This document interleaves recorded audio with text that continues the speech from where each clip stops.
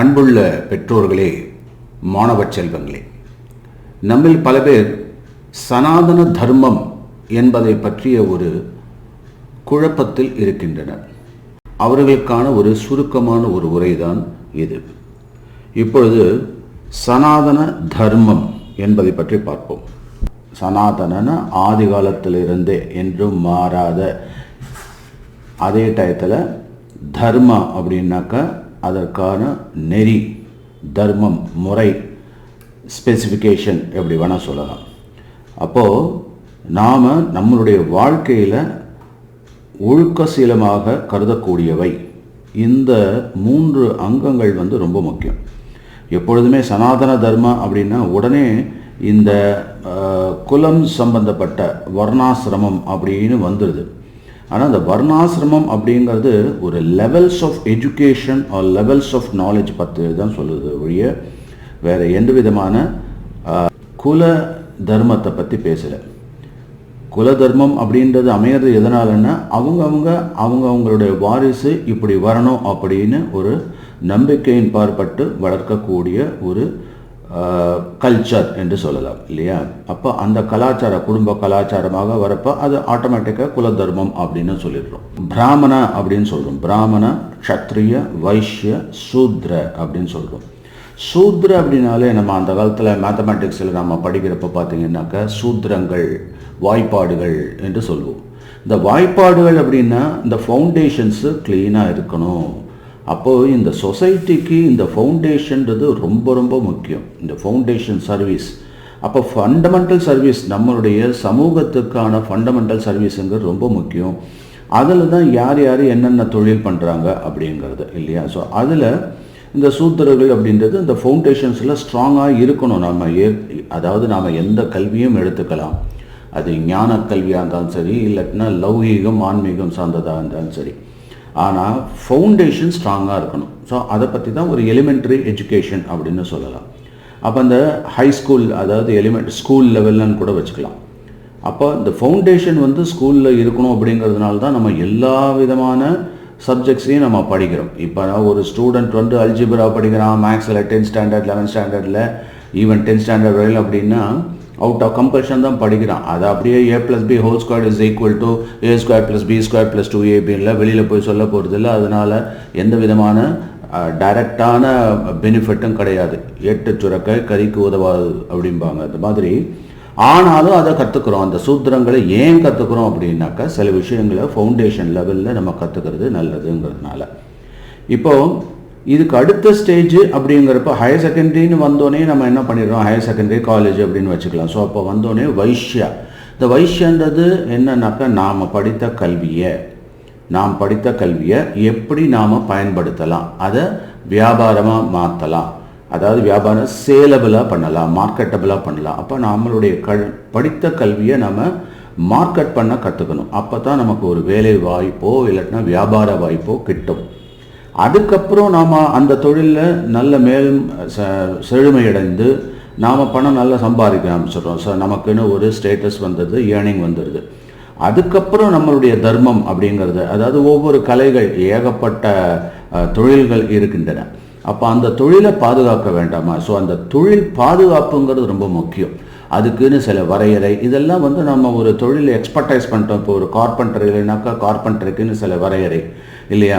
So அதை ஒரு கட்டுப்பாடோடு அதை பாதுகாக்கணும். அந்த தொழில் அது ரொம்ப ரொம்ப முக்கியம். அந்த தொழில் பாதுகாப்பு சம்பந்தமானதை நாம் க்ஷத்ரியா அப்படின்னு சொல்லலாம். ஏன்னா அது பாதுகாக்கணும் அவங்க.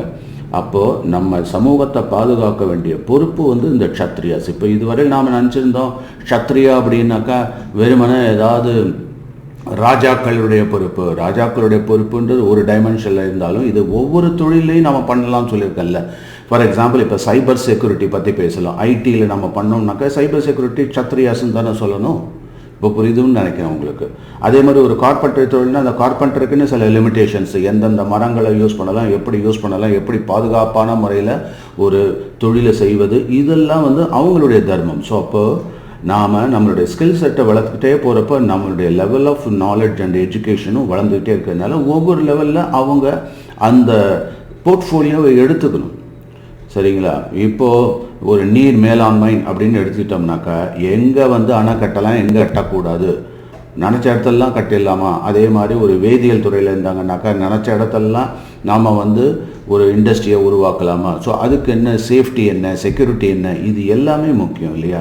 ஸோ அப்போது அது எப்போ வரும், நாம் சூத்திரங்கள் ஃபண்டமெண்டல்லாம் கற்றுக்கிட்டு அதை பேஸ் பண்ணி நம்ம ஏர்னிங் கெப்பாசிட்டியை வர வச்சுட்டு அதுக்கப்புறம் வந்து நம்ம ஃபோக்கஸ் பண்ண வேண்டியது கடமை என்ன அப்படின்னாக்கா அதை முறைப்படி யாருக்கும் அநீதி இழைக்காமல், அதாவது இந்த சஸ்டைனபிலிட்டி சொல்கிறோம் இல்லையா. ஸோ அப்போ ஃப்யூச்சரிஸ்டிக் நீடுக்கு தகுந்த மாதிரி இப்போ நான் ஒரு பெட்ரோகெமிக்கல் இன்ஜினியரை உருவாக்குறேன் அப்படின்னா அந்த பெட்ரோகெமிக்கல் இன்ஜினியர் வந்து பெட்ரோல் தான் கிடைக்குதுன்னு சொல்லிட்டு கண்ட இடத்துலையும் கை வைக்கலாமோ. ஸோ அப்போது அது பாதுகாப்பான முறையில் அதே டயத்தில் அதை மட்டுமே நம்பி இல்லாமல், ஏன்னா ரிசோர்ஸஸ் பிற்காலத்தில் வேணும் இல்லையா, அதை தானே நம்ம வந்து சஸ்டைனபிலிட்டின்னு சொல்கிறோம். அதனால் வருங்கால ஜெனரேஷன் நம்மளால் எந்த விதமான அவஸ்தையும் படக்கூடாது. நம்ம போட்ட ராஜபாட்டையில் அவங்க மேலே மேலே பெருகணும் இல்லையா, அந்த நோக்கத்தை. அப்போ அந்த செக்யூரிட்டிங்கிறது ரொம்ப முக்கியம். ஸோ சத்ரியாஸ் லெவலுக்கு வரும். அதுக்கப்புறம் நமக்கு வந்து ஒரு பரிபூர்ண ஞானம் கிட்டும் இல்லையா. ஸோ அப்போ அந்த இடத்துட்ட இதை வந்து நாம் கற்ற கல்வியை இன்னொருத்தருக்கு நாம் நல்வழியில் புரிஞ்சு நாமளும் புரிஞ்சு, ஆக்சுவலாக பிராமணன் அப்படின்னாலே பிரம்மத்தை உணர்பவர்கள். இந்த பிரம்மத்தை தானும் உணரணும். பிரம்மம் அப்படின்னா என்ன, இந்த உலகம் ஃபுல்லாக இந்த எல்லாமே அப்படிங்கிற மாதிரி ஆயிடுது. அது வந்து ஒரு கட்டெரும்பாக இருந்தாலும் சரி, இல்லை மிகப்பெரிய யூனிவர்ஸாக இருந்தாலும் சரி, எதை பற்றிய நாலேஜ் இருந்தாலும். ஸோ பிரம்மன்றது எல்லாமே A to Z. அப்போது அதை பற்றிய புரிந்துணர்வு அப்படிங்கிறது ரொம்ப அவசியம். இந்த புரிந்துணர்வு இல்லை அப்படின்னா இன்னொருத்தருக்கு எடுத்து இயம்ப முடியாது. அதனால்தான் இங்கே வந்து தெரிதல், புரிதல், அதுக்கப்புறம் உணர்தல்ன்றது ரொம்ப முக்கியமான ஒரு ஸ்டேஜ். ஸோ அங்கே தான் இந்த பிரம்மத்தை உணர்பவன் அப்படிங்கிறது ரொம்ப முக்கியம். அப்போ இன்னொருத்தருக்கு மென்டா ஸ்டேஜ் நம்ம சகலமாக அந்த ஒரு பர்டிகுலர் கலையில் சகலமும் கற்று தேர்ந்துட்டோம் அப்படின்னா இன்னொருத்தருக்கு எடுத்து சொல்ல வேண்டியது நம்மளுடைய கடமை. அப்போது அந்த மாதிரி இருக்கவங்கெல்லாம் வந்து பார்த்திங்கனாக்கா ஓவராக பணப்பற்றுதலோடு இருக்கக்கூடாது இல்லையா. ஸோ அதனால தான் சில பிராமணர்களுக்குன்னு சில விதிமுறைகளை வகுத்துருக்காங்க. ஸோ ஏன் ஆக்சுவலாக வந்து உஞ்ச விருத்தின்னே சொல்லுவாங்க. இவங்கெல்லாம் கையேந்தி தான் வாழணும் அப்படிங்கிற லெவலில் தான். ஏன் அப்படின்னா பணம்னு வந்துருச்சுனாக்கா அவங்களுக்கு தேவையில்லாத அகம்பாவம் வந்துகிட்டே இருக்கும். அதனால் ஆக்சுவலி இருக்கிறதையே கர்வம், அதாவது வித்யா கர்வம் தான் ஒழிக்க முடியாத கர்வம். அதை சமாளிக்கிறது ரொம்ப கஷ்டம். ஸோ நம்ம படிச்சிட்டோன்னு நினச்சிட்டோம் அப்படின்னாக்கா அதுலேருந்து அந்த கர்வம் அப்படிங்கிறது இறங்காது. அதை இறங்க வைக்கிறது தான் நம்மளோட கடமை. அப்போது நாம் மற்றவங்களுக்கும் நாம் ஹெல்ப் பண்ணணுன்றதுக்காக தான் அந்த உன்னதமான ஒரு ஸ்டேஜை தான் நம்ம, அதாவது நாமளாக தேடிக்கிறது இல்லை, இது சமூகமாக கொடுக்கக்கூடிய ஒரு பட்டம் அப்படின்னு வச்சுக்கலாம். அந்த காலத்தில் ஐயனார் அப்படின்னு சொன்னதே அதை பேஸ் பண்ணி தான். அவர்னா அந்த சமூகத்தில் அவர் தலைவர், அதை நாம் ஏற்றுக்கொள்ள வேண்டும். அதே டயத்தில் ஐயன் என்று சொல்லப்படுகின்ற அந்த நபர் அகம்பாவத்தோடு இருந்தார்னாக்கா அவர் ஐயனாக இருக்க முடியாது. இப்போ புரியும்னு நினைக்கிறேன். அப்போ நம்மளுடைய பெரியோர்கள்லாம் வந்து பார்த்திங்கனாக்கா தானும் கற்று பிறருக்கும் கற்பித்தல் வேண்டும் அப்படிங்கிறதுல ரொம்ப முனைப்போடு இருந்திருக்காங்க இல்லையா. ஸோ அப்போது இது வந்து ஒரு ஸ்டேஜஸ் தான். இப்போ உங்களுக்கு புரிஞ்சிருக்கும்னு நினைக்கிறேன் இல்லையா.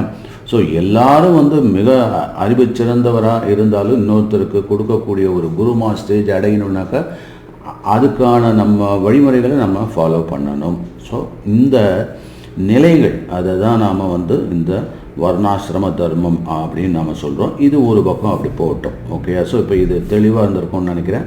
ஸோ இதில் எந்த விதமான ஏற்றத்தாழ்வுகளும் இல்லை. இது வந்து ஒரு ஸ்டேஜஸ் தான். அது நாம் நினச்சிட்டு இருக்கோம் தட் இஸ் வேதம் ஓதுவன் தான் பிராமணன் அப்படின்னு இல்லை. அதாவது எந்த கலையாக இருந்தாலும் அதில் விற்பனாக இருந்து மற்றவர்களுக்கு அவர்கள் சொல்லிக் கொடுக்கக்கூடிய நிலையை உணர்ந்தார்கள் அப்படின்னாக்கா, ஏன்னா இறைவனுக்கு அப்பாற்பட்டது எதுவுமே கிடையாது. ஸோ இந்த வேலையில் ஒரு குப்பை கொட்டுற வேலையாக இருந்தாலும் சரி, இல்லை பெரிய நான் சாஃப்ட்வேர் தான் பண்ணுவேன் அப்படின்னாலும் சரி, ரெண்டுமே தொழில் வகையில் ஒன்று தான். ஆனால் அவங்கவுங்க தன்னுடைய எக்ஸ்பர்டைஸை க்ரியேட் பண்ணிவிட்டு இந்த சொசைட்டியில் நம்மளுடைய சமூகத்தின் சேவையின் பங்கு என்னன்றதை நாம் புரிஞ்சு கொள்ள வேண்டும். ஸோ இப்போ இந்த பாட்டு உங்களுக்கு தெளிவாக இருக்கும்னு நினைக்கிறேன். அதனால் ஆனால் அதுக்கு நாம் சில மேட்ச் த ஃபாலோவிங் இப்போது நாம் ஓவராலாக கொடுத்துருக்கோம். 3 கேட்டகரியாக நான் பிரிச்சிருக்கேன். அதாவது பிரம்மச்சரியா, கிரகஸ்தா, வானப்பிரஸ்தா, சந்நியாசாங்கிறது இது வாழ்க்கையின் ஸ்டேஜஸ்.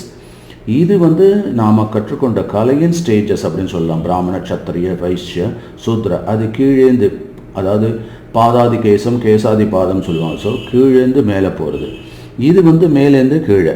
ஸோ பிரம்மச்சரியம் அதுங்கிறது ஒரு பால பருவம். ஸோ பால பருவத்தில் நாம் என்ன பண்ணுறோம், நம்மளுடைய படிப்பு அப்படிங்கிறது முக்கியம். நாம் தர்மத்தை செலக்ட் பண்ணுறதுக்காக தான். ஸோ அப்போ இந்த இடத்துல நாம் புருஷார்த்தங்கள் என்று சொல்கிறோம் இல்லையா. புருஷ் அப்படின்னாலே ஹியூமன், அர்த்த அப்படின்னாக்க பர்பஸ். மனிதனாக பிறந்த அத்தனை பேருக்கும் பர்பஸ் இருக்குது. அந்த பர்பஸ் என்ன, அதை தான் இங்கே தெளிவாக சொல்லியிருக்கோம். தர்ம அர்த்த காம மோக்ஷ, அறம் பொருள் இன்பம் வீடு என்று சொல்கிறோம். அப்போது இந்த அறம் பொருள் இன்பம் வீடு அப்படிங்கிறப்போ இந்த பிரம்மச்சரிய பருவத்தில் நாம் என்ன பண்ணணும், நமக்குன்னு ஒரு அறம் வேணும், நமக்குன்னு ஒரு தொழில் வேணும். அதை செலக்ட் பண்ணுறதுக்கு எடுத்துக்கொள்வதற்காக நாம் படித்தல் வேண்டும் இல்லையா. ஸோ அப்போ பிரம்மச்சரியத்தில் கல்வி அப்படிங்கிறது அவசியம். அப்போ அந்த இடத்துல குருமார்கள்ட்ட போய் படிக்க வேண்டியது அத்தியாவசியம். இப்போ நாம் ஒரு எஜுகேஷன் சிஸ்டமாக கொண்டு வந்திருக்கிறதுனால ஒரு பல்க் ப்ராசஸுக்கு நாம் என்ன பண்ணுறோம், ஸ்கூலுக்கோ காலேஜுக்கோ யூனிவர்சிட்டிக்கோ போகிறோம். ஆனால் ஸ்பெஷலைஸ் நமக்குன்னு ஒரு ப்ரைவேட் மென்டாரிங்கிறது வேணும். அப்படிங்கிறதுனால நீங்கள் எல்லாருமே இந்த குருகுல வாசம்ங்கிறது ரொம்ப முக்கியம். ஸோ குரு ஒரு பர்டிகுலர் எந்த தொழிலை தேர்ந்தெடுக்க போகிறீங்களோ அந்த தொழிலை அந்த குருவிட்ட கற்றுக்கிறது நல்லது. இப்போ நீங்கள் நிறைய இன்ஜினியரிங் படிப்பீங்க, இல்லைன்னா மெடிக்கல் படிக்கிறீங்கன்னா கூட நம்மளுடைய எக்ஸ்பர்ட்டுக்கிட்ட நாம் தனிப்பட்ட முறையில் பிரத்யேகமாக 1-to-1 இல்லைன்னா 1-to-6 1-to-7 1-to-10 அந்த முறையில் ஃபியூ குரூப்போடு கற்றுக்கிறது தான் குருகுல கல்வி. அந்த குருகுல கல்வியை நீங்கள் மீண்டும் எடுத்துகிட்டு தான் வரணும். அதாவது லௌகீக கல்விக்கு நாம் பல்க் சிஸ்டம் இருக்குது, ஆனால் ஆன்மீக கல்விங்கிறது ரொம்ப முக்கியமானது. அதுக்குத்தான் நம்ம நிறைய பயிற்சி முறைகளில் இப்போ நிறைய தட் இஸ் ஃபெய்த்ஸ் இருக்குது, அந்த ரிலிஜன்ஸ் இருக்குது. அந்த ரிலிஜன்ஸில் அவங்கவுங்க வாரத்தில் ஒரு நாள் தட் இஸ் ரிலிஜியஸ் ஆன்மீக கல்வி கற்றுக்கொள்ள வேண்டும் அப்படிங்கிறதுல முனைப்பாக இருக்காங்க. அதை நாம் பேரண்ட்ஸு கண்டிப்பாக குழந்தைகளை அனுப்பணும். ஸோ அது மாதிரி சாய் டெக்லையும் சரி, நாங்களும் என்ன பண்ணுறோம்னாக்கா பால விகாசம் சொல்லிட்டு எவ்ரி சண்டே ஆன்மீக கல்விங்கிறது ரொம்ப முக்கியம். Spirituality very very important. So அதை கற்றுக்கணும் நம்ம பசங்க. அதுக்கு அடுத்தது அப்போ நான் இந்த 2 விதமான கல்வி நான் கொடுத்துருக்கேன், 2 பேரலாக இருக்கணுன்றதையும் நான் இன்சிஸ்ட் பண்ணுறேன் இங்கே. ஸோ பிரம்மச்சரியத்திலேருந்து நாம் தர்மத்தை செலக்ட் பண்ணுறதுக்காக இந்த பிரம்மச்சரிய அதை கடைபிடிக்க வேண்டும். அது ஃபஸ்ட்டு நிலை. அதுக்கு அடுத்தது சரி சார் எனக்கு ஒரு தர்மா லெவலில் எனக்குன்னு ஒரு தொழில் தர்மத்தை எடுத்துக்கிட்டேன். அதுக்கப்புறம் என்ன பண்ணணும், நான் முதல்ல பைசா சேர்க்கணும். அது ரொம்ப முக்கியம். அப்போது பிரம்மச்சரியத்தோட டார்கெட் என்ன, தர்மத்தை செலக்ட் பண்ணுறது. சரியா, தர்மம் செலக்ட் பண்ணதுக்கப்புறம் என்ன பண்ணணும், நாம் ஏர்ன் பண்ணணும். இந்த டைரக்ஷனை பாருங்கள், நான் ஒரு ஃப்ளோ சார்ட் மாதிரி போட்டுட்ருக்கேன். அதாவது தர்ம அப்படின்னது தொழில், இன்னொன்று தர்மமான முறையில் அறத்தின் வழியில் என்றும் சொல்ல வேண்டும். அறத்தின் வழியில் செய்யக்கூடிய வேலையை தான் நம்ம தர்மம் அப்படின்னு சொல்கிறோம் இல்லையா. அது அறத்தின் வழியில் நமக்கு கிடைக்கப்பட்ட ஒரு தொழில். அதை நாம் நல்ல விதமாக செஞ்சு அதிலிருந்து அறத்தின் வழியில் பொருள் ஈட்ட வேண்டும். அது ரொம்ப முக்கியம். ஸோ அதாவது தர்மத்தில் தர்மமான முறையில் நாம் ஈடுபட்டு பொருளை சேர்க்க வேண்டும். பொருளை சேர்த்த பிறகு நமக்கு என்று கிரகஸ்தம் என்பதை ஏற்படுத்திக் கொள்ளலாம். அது பெரியவர்களோ இல்லாட்டினா நீங்கள் இப்போல்லாம் உங்களுக்கே தெரியும் காலேஜ் ஸ்டூடெண்ட்ஸ்லாம் என்ன பண்ணுறாங்கன்றதை. எனிவே இப்போ நாம் பெற்றோர்களை நம்பணும். ஸோ அப்போ பெற்றோர்களுடைய அனுசரணை இல்லை அப்படின்னா அவங்களுடைய அட்வைஸு, அப்படி இல்லைனாக்கா அவங்களுடைய ஒப்புதல் பேரில் நமக்குன்னு ஒரு இல்லற வாழ்வை தேர்ந்தெடுத்து கொள்கின்றோம். எதை எப்போ செய்யணுங்கிறது நம்ம செய்ய வேண்டும். அடுத்தது இந்த கிரகஸ்தம் அப்படின்னோடனே உடனே நாம் என்ன ரூட் போடணும், இந்த கிரகஸ்தம் வந்தோன்னே நம்மளுடைய லைஃப் ஸ்டைலை நாம் என்ஜாய் பண்ணலாம் இல்லையா. அப்போ தர்மத்தின் வழியில் பொருள் சேர்த்து நமக்குன்னு ஒரு இல்லறத்தை தேடி அதை நல்லறமாக்க நாம் காமம் என்றால் என்னன்னாக்கா தட் இஸ் ஆசைப்படுதல் தப்பே கிடையாது. ஸோ நாம் நம்மளுடைய லைஃப்பை என்ஜாய் பண்ணலாம், தப்பு கிடையாது. ஆனால் அது பிரத்தியாரை தொந்தரவு பண்ணாத வரையிலும் அது நல்லது. அப்போது நாம் லைஃப் ஸ்டைலை என்ஜாய் பண்ணுறோம், லைஃப்பை நாம் உற்பத்தி பண்ணிக்கிறோம். தட் இஸ் நமக்கு வேணுங்கிற குழந்தைகள் குட்டிகள், அதுக்கப்புறம் செல்வங்கள் மேலேயும் குழந்தை செல்வத்தையும் சேர்த்துக்கிறோம். அதுக்கப்புறம் நமக்குன்னு ஒரு லைஃப் ஸ்டைல் சேர்த்துடுறோம். இப்போது இது முடிஞ்சோடனே என்னன்னாக்கா நம்மளுடைய அடுத்த டார்கெட் என்னவாக இருக்கணும்னாக்கா வானப்பிரஸ்தா அப்படின்னாக்கா நாம் என்ன பண்ணணும்னா அடுத்த ஸ்டேஜுக்கான முகாந்திரம் இட்டுற வேண்டும். இப்போ இதில் ஏஜ் குறிப்பு கொஞ்சம் பார்ப்போம். அதாவது இப்போ ஒரு 4 வயசுலேருந்து 5 வயசுலேருந்து அப்படின்னு ஆரம்பித்தோம்னாக்கா 25 வயசு வரையிலும் நம்மளுடைய படிப்புங்கிறது தொடருது. அப்போது இந்த 20 வருஷ காலத்தில் நாம் கிட்டத்தட்ட நம்மளுடைய தர்மத்தை நம்மளுடைய தொழிலை தேர்ந்தெடுக்கிறதுக்காக செலவு பண்ணுறோம்.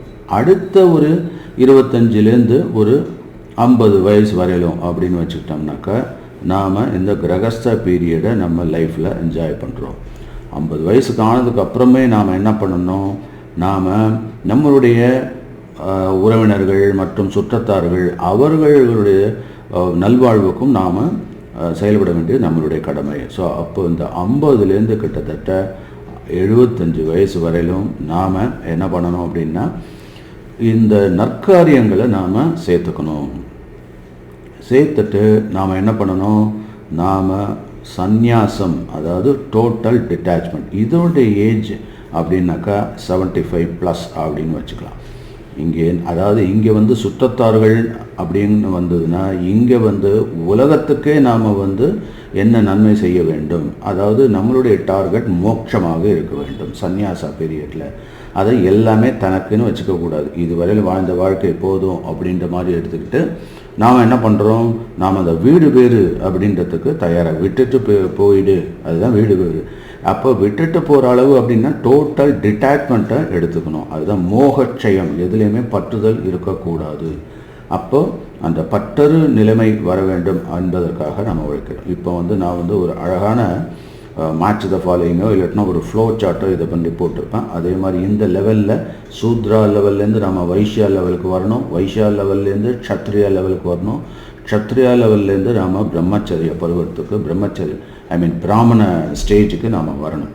ஆனால் இந்த 3 விதமான கேட்டகரிக்குமே பேசிக்காக நமக்கு ஒரு விஷயம் தெரிஞ்சிருக்கணும். நம்ம முன்னோர்கள் இதை தெளிவாக சொல்லியிருக்காங்க. அதாவது தெய்வ பிரீத்தி அப்படின்னாக்கா இறைவன் மேல் பற்றுதலை ஏற்படுத்த வேண்டும். அதே மாதிரி பாவ பீதி, பாவம் செய்வதாக இருந்தால் குழந்தைகள் பயப்பட வேண்டும். குழந்தைகள் இல்லை எல்லாரும். அப்போது நாம் கண்டிப்பாக நன்முறையில் தான் நம்ம வருவோம். அதுக்கு அடுத்தது சங்க நீதினாக்க சொசைட்டியில் ரூல்ஸ் அண்ட் ரெகுலேஷன்ஸ்னு இருக்குது. அந்த சொசைட்டிங்கிறது நம்ம பழகிற இடத்த பொறுத்தது.